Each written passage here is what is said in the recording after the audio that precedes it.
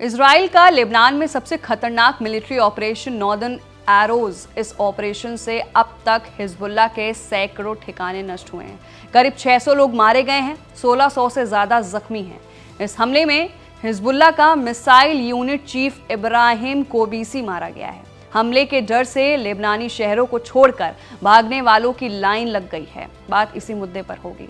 Israeli defence force यानी IDF के chief of staff major general Herzi Halevi ने Lebanon पर चल रहे ताबड़तोड़ हमले का नाम ऑपरेशन नॉर्दर्न एरोज रखा है। क्यों ये उत्तर दिशा में हो रहा है? इस हमले में अब तक लेबनान में करीब 600 लोग मारे गए हैं, 1600 लोग जख्मी हो गए हैं, कई हिजबुल्लाह लीडर्स भी मारे गए हैं। इजरायली हमले का डर इतना ज्यादा है कि लेबनान के कई शहरों के लोग शहर छोड़कर भाग रहे हैं। सीमाओं पर लाइनें लगी हैं। इजरायली फाइटर जेट्स ने हिजबुल्लाह के लॉन्चर्स, कमांड पोस्ट, घरों में जिसमें लड़ाके छिपे हुए हैं, हथियार डिपो को टारगेट बनाए हैं, खास तौर से दक्षिणी लेबनान और बेका वैली का बड़ा इलाका। हिजबुल्लाह के करीब 1600 टारगेट्स पर इजराइल ने आसमानी हमले किए हैं। बेरूत में भी इजरायली फाइटर जेट्स ने ताबड़तोड़ हमले किए हैं, जिसमें हिजबुल्लाह का सीनियर लीडर अली कराकी मारा गया है। वो जिस इमारत में रहता था उसे इजराइल ने पूरी तरह से गिरा दिया है। कराकी हिजबुल्लाह के इब्राहिम आकिल की जगह लेने वाला था। आकिल हिजबुल्लाह के राडवान फोर्स का कमांडर था, जो बेरूत में एक इमारत की बेसमेंट में मारा गया है। उसके ऊपर इजराइल ने एक पूरी इमारत गिरा दी थी। स्थानीय मीडिया कह रही है कि कराकी मारा गया है, लेकिन हिजबुल्लाह इस बात से साफ इनकार कर रहा है।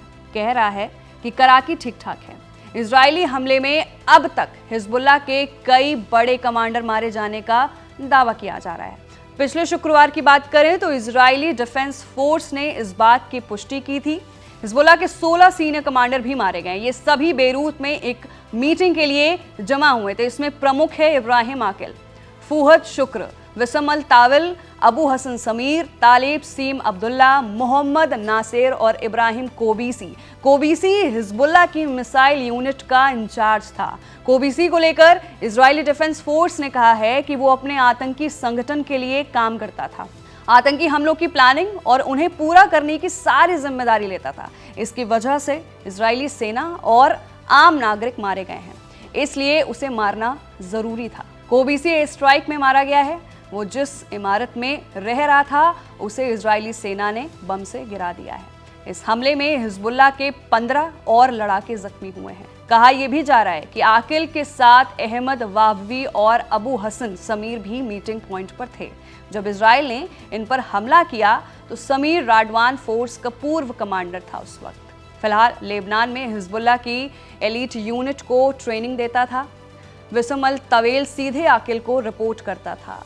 राडवान फोर्सेस का फील्ड कमांडर भी था। इसे इजराइल ने जनवरी में तब मारा जब ये अपने शहर खिरबेत सलेम में एक एसयूवी में जा रहा था। वहीं फूहद शुक्र को 30 जुलाई को मारा गया था। इसे हिजबुल्लाह चीफ नसरुल्लाह का सबसे करीबी कमांडर माना जाता था। तालिब सभी अब्दुल्ला हिजबुल्लाह की नस्र यूनिट का प्रमुख था। यह दक्षिणी लेबनान में इजरायली एयर स्ट्राइक में मारा गया है। तो इजराइल हिजबुल्लाह वॉर को लेकर सबसे बड़ा अपडेट है, जहां पर अब यूनिट का चीफ कमांडर मारा गया है और अब वहां की जो भीड़ है वो सीधा लेबनान भाग रही है। तो आपकी इस पर क्या राय है? नीचे दिए गए कमेंट सेक्शन में अपना जरूर दें। मैं थी आपके साथ वंशिका सिंह और आप देख रहे हैं ABP लाइव वर्ल्ड।